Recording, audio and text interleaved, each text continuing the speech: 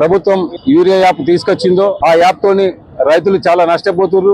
Smart ఫోన్లు వాడడం తెలియక, ఆ యాప్ ఎలా ఉపయోగించుకోవాలో తెలియక, సకాలంలో ఎరువులు పంటకు వేయలేక చాలా నష్టపోతున్నారు.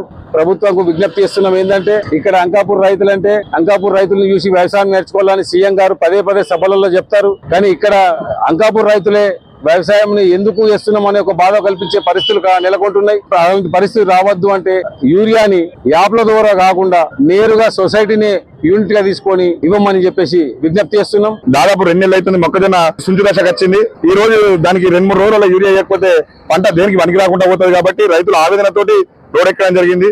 మేము ప్రభుత్వాన్ని ఒకటే డిమాండ్ చేస్తా ఉన్నాం, యూరియా యాప్ను వెంటనే రద్దు చేయాలి. ఎందుకంటే వర్షం పడితే అదం చూసి చేసేదే వ్యవసాయం. మరి ఈ రోజు వర్షం పడితే రేపు యూరియా వస్తారు రైతు, వర్షం లేకపోతే ఇంకో పని చేసుకుంటాడు.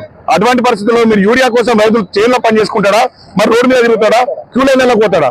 మేము ప్రభుత్వాన్ని ఒకటే డిమాండ్ చేస్తా ఉన్నాం.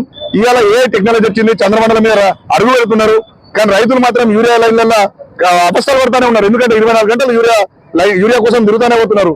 ప్రభుత్వం తీసుకొచ్చిన యూరియా యాప్ని తక్షణమే రద్దు చేసి రైతులకు అవగాహన వచ్చిన తర్వాత యూరియా యాప్ని కంటిన్యూ చేయాలని చెప్తా ఉన్నాం. మేము రైతులకు సాదా సీదాగా రైతు తోటలకు యూరియా చేరే విధంగా అది చేయాలి. దానికి ముఖ్య కారణం ఏంటంటే, జిల్లాల వారీగా ఇంతకుముందు యూరియా యాప్ ఉండే, దాన్ని ఇప్పుడు మండలికి తీసుకొచ్చారు. ఇప్పుడు తక్షణం ఏం చేయాలంటే, జిల్లా కలెక్టర్ గారు దయచేసి మీరు ఈ తక్షణ మండల యూనిట్ తీసుకొని సెక్రటరీ ఆయా PICS లో పడుతున్న గ్రామాలకు విస్తరిస్తే ఉన్న సపోజ్ 400 మంది రైతులు కానీ 500 మంది కానీ వాళ్ళకే ఉంటుంది.